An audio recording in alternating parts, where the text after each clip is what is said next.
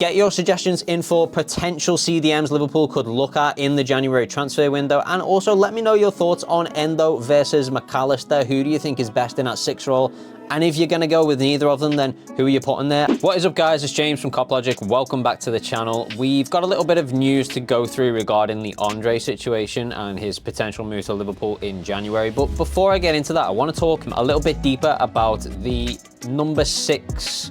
I've called it a crisis in the title. It's definitely not a crisis, to be fair. I mean, you look at where we are on the table, we're doing perfectly fine. 2 points off the top. We've just been away to the Etihad, took a point there. Look, we're definitely not in a crisis, but I definitely think there's a discussion to be had around the number 6 role at Liverpool Football Club right now. So let's take it back to the beginning and go back to this summer transfer window. So during the summer transfer window, we know for a fact that Liverpool were looking to bring in a central defensive midfielder. In fact, it felt for a lot of that summer transfer window like that was our primary target. We know our primary target was Romeo Lavia, and there seemed to be a big focus around him all through the summer, and then a last-minute sort of attempt to hijack Moises Caicedo in his move from Brighton to Chelsea. Now, we all know how that turned out for Liverpool. We left that situation feeling pretty embarrassed, to be fair. Obviously, Chelsea not only ended up getting their man Caicedo after our attempted hijack, but they also went and punished us further by taking Romeo Lavia. Now, looking at that in hindsight, it's not worked out too badly for Liverpool.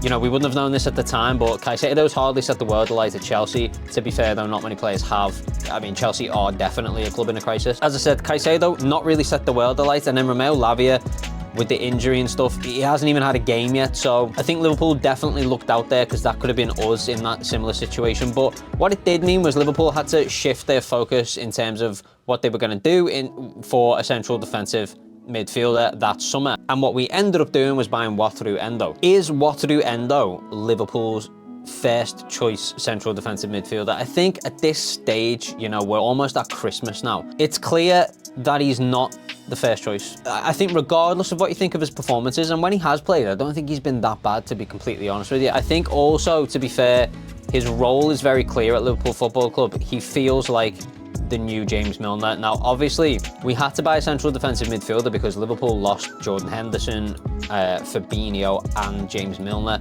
last summer. We had to do something because that role needed replacing. Bringing in Wataru Endo, I think, at the time it felt like a stopgap thing, right? Because there were links with Andre even back then, which I'll go into in a second. But we knew what we were going to get from him. He can do the role. He's experienced, national side captain, all of that. Great kind of guy to have around the dressing room. You're certainly replacing the sort of James Milner, Jordan Henderson characteristics in signing that player. But in terms of him being a first choice starting CDM for Liverpool, I think it's clear at this point that he's not, based purely on the fact that Klopp is not picking him. For the big games, it's always Alexis McAllister, which again we're going to discuss in a second, but I think it's very clear, regardless of what you think of his performances, Jurgen Klopp certainly doesn't seem to rely on him for those big games. And I think you can see why. I don't think the pace is there, and a couple of other things, maybe a little less experience with the Premier League than McAllister is, obviously. So there's definitely reasons to pick McAllister over Endo for certain games, but I just don't think we've seen enough of Endo to be able to definitively say this is what we're going to go with going forwards. And to be fair, we don't have to, right? Because if he was brought in to replace James Milner or Jordan Henderson in that kind of role, then he doesn't need to be starting every game. And Wataru Endo, to me, he does feel like a game closer. You know what you're going to get from him. He's a very defensive-minded player. Being a national side captain, he's got that experience around other players in order to calm people down, in order to take hold of a game, slow a game down when you need to, and also the perfect player profile when you're trying to utilize a low block, when you're trying to see out a game where you've got maybe a narrow lead or whatever it is. So Endo is a game closer, but he's certainly not someone Klopp's relying on to start these big games, which I think is fine in the context of Wataru Endo is stopgap signing for the central defensive midfield from the summer transfer window to the January transfer window, and that's what we all believed he was when we closed the summer transfer window. So following the disaster with Caicedo and with Lavia, Liverpool's focus shifted to Andre of Fluminense right before we did bring in Wataru Endo, and Andre seemed like he was the priority target. We've since had confirmation from Andre himself that Liverpool did make an offer, and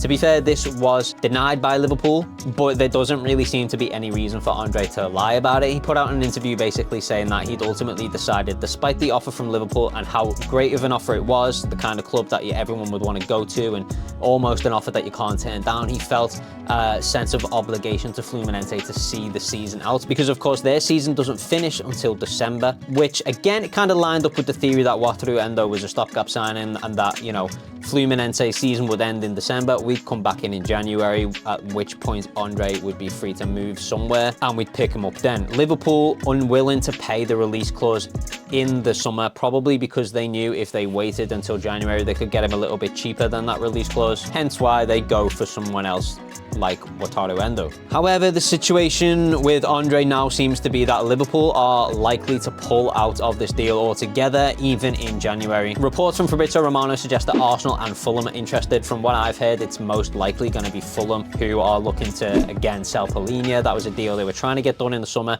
It fell through. The likelihood is he's going to move in January. They're going to have some money spare and they're going to try and put that money on Andre. At least that's what I'm hearing. ESPN Brazil also reported that Liverpool will not return for Andre in January, despite the interest that was there in the summer. And this was then backed up by David Lynch saying that Liverpool are not planning a January move for Andre, again, despite the summer interest. So in the wake of all this, Liverpool have been using Alexis McAllister as a number 6 in pretty much every high-profile game that we've had. Endo sometimes comes on and closes games, and Endo's certainly been starting the cup games and the games in the Europa League. But in our high-profile games, and certainly in the Premier League, Alexis McAllister seems to be Klopp's go-to choice for our CDM. And I don't know how you guys feel. Maybe this is something you can let me know in the comments, but I certainly feel like the general consensus from the fan base is that Alexis McAllister in the 6 is a little bit hit and miss. He's definitely prone to mistakes, and there have been some games, Brighton comes to mind for me, especially where he made a lot of mistakes there. And to be fair to Alexis McAllister, he's playing out of position. He's not a central defensive midfielder.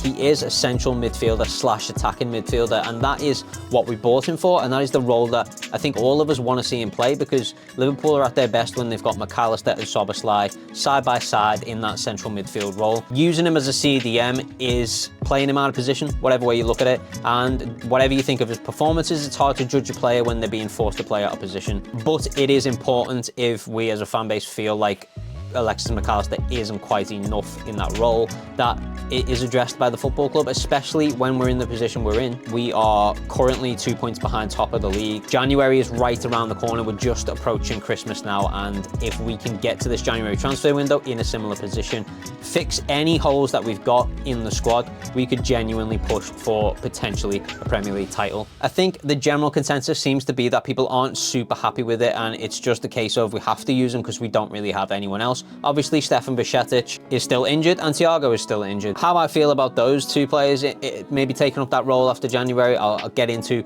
at the end of the video, but Liverpool not pursuing a central defensive midfielder in January just seems crazy to me. Reports are suggesting that we are going to sideline a move for Andre in favour of going for a more defensive player. I think what they mean by that is a left-sided centre-back, which again, we do know Liverpool were also in for in the summer. I just don't think right now it's the priority, but it seemingly is for Liverpool. Left-sided centre-back, we know we were linked to Van der Ven in the summer. He ended up going to Tottenham, so we know certainly there are links there for Liverpool, and it is a player profile that they're looking for. Now, Joel Matip played really, really well against Manchester City, and I think as of right now, if I was to pick holes in this squad and say, like, this is what we need, this is what we need, the glaringly obvious one to me is we need a central defensive midfielder. If we're going to push for a Premier League title this season, we need a central defensive midfielder. And I know there are other issues with this squad. We do need a left-sided centre-back.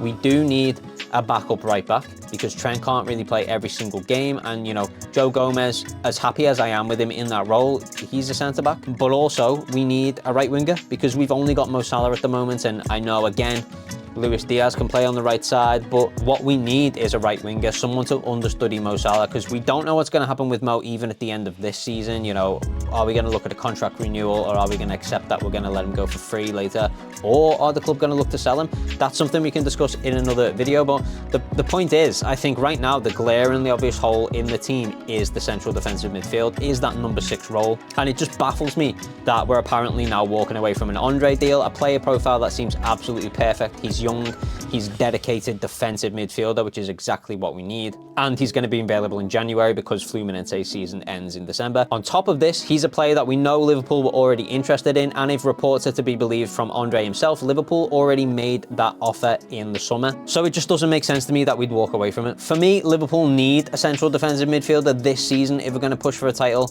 but it looks like we're not going to get one. And let's say we don't buy one in January, who takes up that role on a more permanent basis? Because we have to look at the rest of this season going on and say, well, who are we going to put there then? Is it going to be Maka? Is it going to be Endo?